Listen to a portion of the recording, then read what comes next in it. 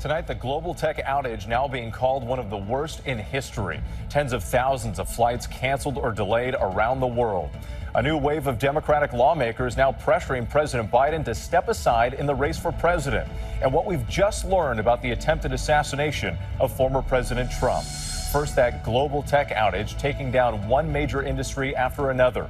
Airports across the globe at a standstill. The U.S., Europe, Asia, and Australia. Cybersecurity firm CrowdStrike reporting a glitch in a software update took down institutions at every level. Hospitals, banks, offices, media, and 911 all disrupted. Computer screens glowing with what's called the blue screen of death.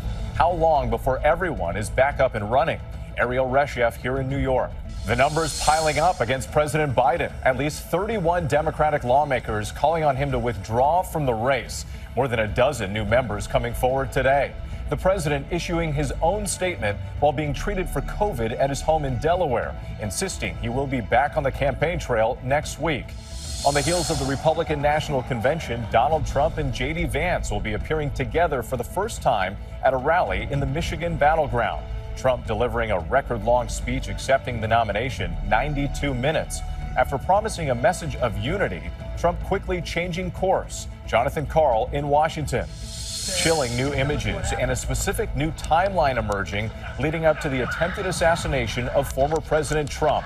ABC News learning an hour before shots were fired, SWAT snipers and local police spotted the alleged gunman multiple times, calling and texting about his suspicious activity, the rangefinder he was carrying, and his location. Pierre Thomas with new reporting. American journalist Evan Gershkovich convicted of espionage and sentenced to 16 years in a Russian prison. The fast-paced trial lasting only 3 days, the U.S. calling it a sham. News tonight about a deadly listeria outbreak linked to deli meat. And a sneak peek at the giant pandas, now on U.S. soil, ready to make their public debut at the San Diego Zoo. From ABC News World Headquarters in New York, this is World News Tonight with David Muir. Good evening. It's great to have you with us on this Friday night. I'm Whit Johnson in for David. And we begin with the global chaos after what appears to be the largest cyber meltdown in history. Airlines, hospitals, banks, and countless offices knocked offline. And it was all because of a flawed software update to Microsoft systems made by the cybersecurity firm CrowdStrike. Planes parked at gates at Newark Airport this morning. Across the country, more than 10,000 flights canceled or delayed. Passengers waiting at the airport in Atlanta, one of the most affected areas. Reports of 911 services interrupted. Some hospitals canceling elective surgeries. Disruptions at FedEx, even this Starbucks in Austin. Tonight, CrowdStrike is reassuring the public the outage was not due to a cyber attack, saying they are scrambling to get everyone back online. But the scope of the disruptions, a stark reminder of our dependence on technology and our cyber vulnerabilities nationwide. ABC's Ariel Reshef leads us off at LaGuardia Airport here in New York. Tonight, computer chaos from coast to coast and around the world. Tens of thousands of flights canceled and delayed after what many are calling the largest global IT outage in history. 911 systems, hospitals, banks, courts, and especially airports practically brought to a standstill. That screen is not normal. Information displays at American airports showing that so-called blue screen of death error message. You can see the crowds have swelled here at LaGuardia. They're making announcements, trying to get people onto their flights. Many people frustrated and simply searching for answers about when they may take off. It's unheard of. It's shocking. I didn't think this could happen, but I guess anything's possible. Luggage piled high at LAX. Stranded travelers packing airports in Madrid and Dubai. Some airlines resorting to handwritten boarding passes. The massive meltdown happening overnight after CrowdStrike, the world's second largest cybersecurity company, says it issued a routine Microsoft Windows software update, but that update had a bug in it that rendered computers useless. It even affected shipping, causing traffic jams at ports in Newark and in Los Angeles. The Department of Homeland Security reporting delays for patients at hospitals. The outage hit 911 systems in multiple states, officials advising people with emergencies to call their local police or fire department directly. The outage affecting point-of-sale systems at Starbucks and grocery stores. CrowdStrike deploying a fix around 5:30 a.m. Eastern Time. CEO George Kurtz apologizing. We're deeply sorry for the impact that we've caused to customers, to travelers, to anyone affected by this, including our companies. But the damage was already done. And while he stressed that this was not conducted by a bad actor, many pointing out that CrowdStrike, a company meant to prevent cyber attacks, essentially created a massive, if unintentional, cyber attack. The more interconnected we are, when it comes to travel and medical care and emergency services and military, the more vulnerable we are to this type of threat. It is something we should take extremely serious.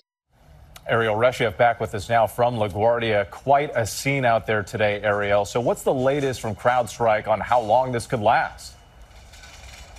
Well, as you can see, it's pretty empty here at LaGuardia, as it seems that people have heeded the airline's guidance to stay home, check flights before heading to the airport. As for CrowdStrike, the CEO saying it could be some time before some systems are fully back online. And in the meantime, the company is warning that malicious actors could take advantage of this situation. So they're urging their customers to stay vigilant.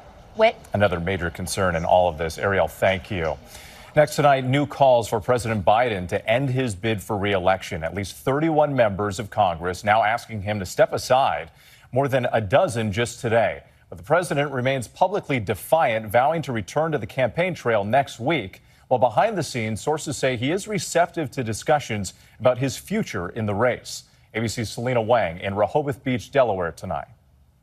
On a day when more than a dozen additional Democrats in Congress called on him to drop out of the race, tonight President Biden announcing, "I look forward to getting back on the campaign trail next week." The White House doctor saying Biden's COVID symptoms have improved meaningfully. Absolutely, the president's in this race. You've heard him say that time and time again. The president's defiance only fueling anxiety within his own party.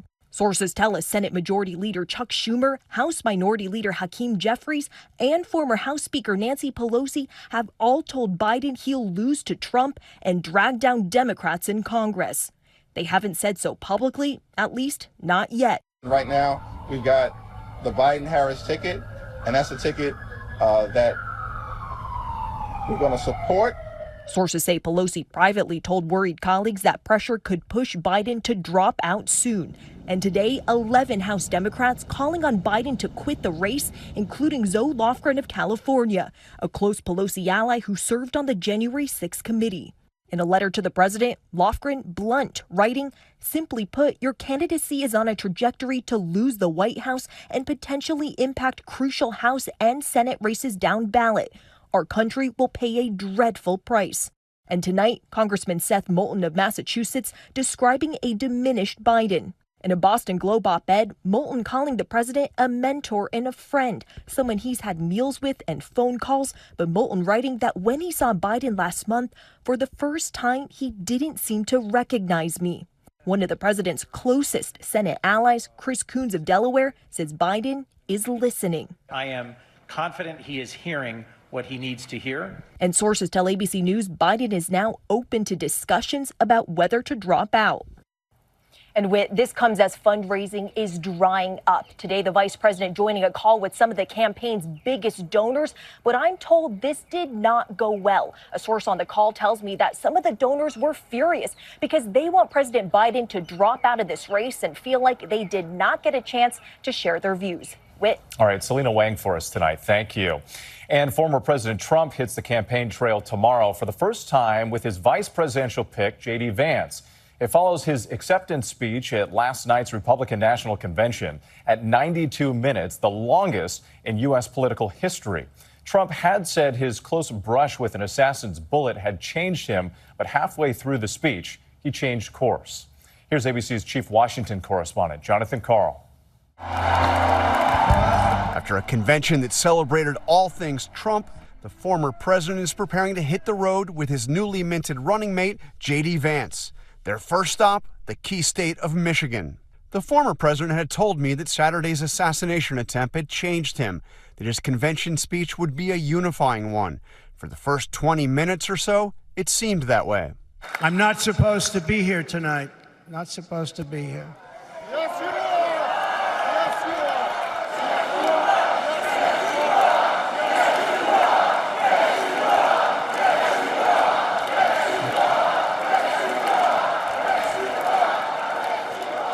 Thank you. But I'm not.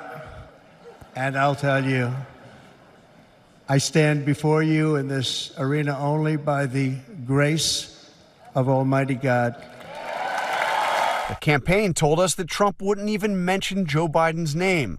But Trump strayed dramatically from his prepared speech, mentioning Biden and slamming his political opponents. If you took the 10 worst presidents in the history of the United States, think of it, the 10 worst, added them up, they will not have done the damage that Biden has done. Only going to use the term once. Biden. I'm not going to use the name anymore, just one time. The damage that he's done to this country is unthinkable. It's unthinkable. The final night of the convention, a macho display of Trumpism. Hulk Hogan. Let Trumpomania run wild, brother. It also featured harsh anti-immigrant rhetoric and extreme policy proposals, including calling for a massive military-aided effort to deport millions of people. And my colleague Martha Raddatz has learned that former President Trump had a call today with Ukrainian President Zelensky. It was Zelensky who initiated the call. It lasted about 15 or 20 minutes, and a source close to the Ukrainian president described the call as, quote, warm and respectful. Whit? John Carl for us tonight. Thank you. Turning now to the assassination attempt of former President Trump. Chilling new images tonight taken by local police snipers show Thomas Crooks was on their radar an hour before the shooting, and officers may have been able to stop him 6 minutes before he opened fire. Here's ABC's Chief Justice correspondent, Pierre Thomas. These are the new images law enforcement took that helped set off a search for Thomas Matthew Crooks, less than an hour before he tried to assassinate Donald Trump. Local police snipers taking the pictures at 5:14 p.m. Saturday, 58 minutes before Crooks opened fire. In this image, you see him with his cell phone. 14 minutes later at 5:28, police taking this picture of what authorities believe is Crooks's bike. With it, a backpack and duffel bag. 5:32, a sniper spotting Crooks looking at news feeds on his phone, noticing he had a rangefinder, a device used to determine distances to targets. That sniper flagging the suspicious activity in a group text, receiving a response to call into command. At 5:41, that sniper sending out a description of Crooks, lurking around the building. Around 6 p.m., 20 minutes later, local police asking where the suspect was headed. At 6:05, Crooks was then spotted near picnic tables carrying a backpack. Then at 6:06, the sniper who first noticed Crooks leaving his position, meeting patrol officers, telling them the suspect was near the building. He's got a gun! 6 minutes later at 6:12, shots fired. What's still not clear tonight is whether local authorities alerted the Secret Service commanders on site. After Crooks was killed, police finding his cell phone and a gray transmitter near his body, which authorities say Crooks intended to use to remotely set off explosives in his car.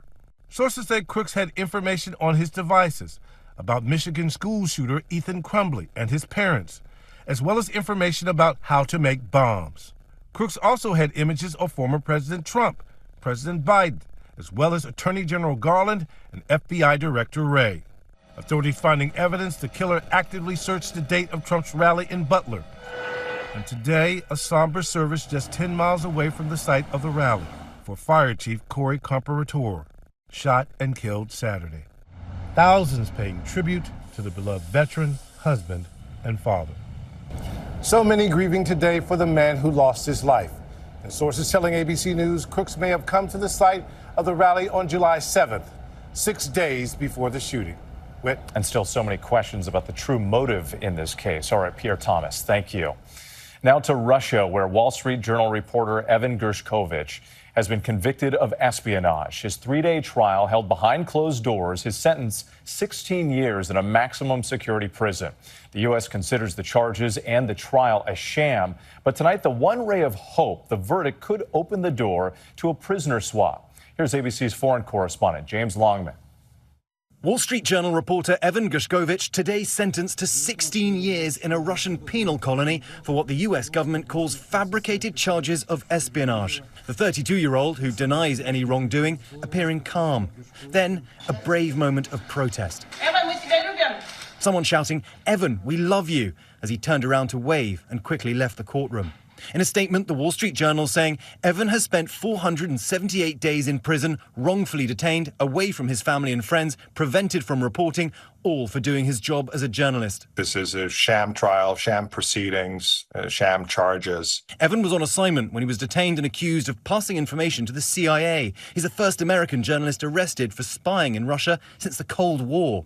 The Russians offered no public proof, instead holding a secret trial over just 3 days. The speedy proceedings could pave the way for a prisoner swap. Russian officials said such a deal would only come after a verdict. Tonight, the White House says the president is laser-focused on securing Evan's release. This is something the president will not rest until we get him home. And President Biden said today there is no greater priority than the return of Evan, of Paul Whelan, and of other Americans who've been wrongfully detained. Evan has 2 weeks to appeal. After that, he will be sent to that maximum security penal colony. And we know that work continues behind the scenes. James Longman, thank you.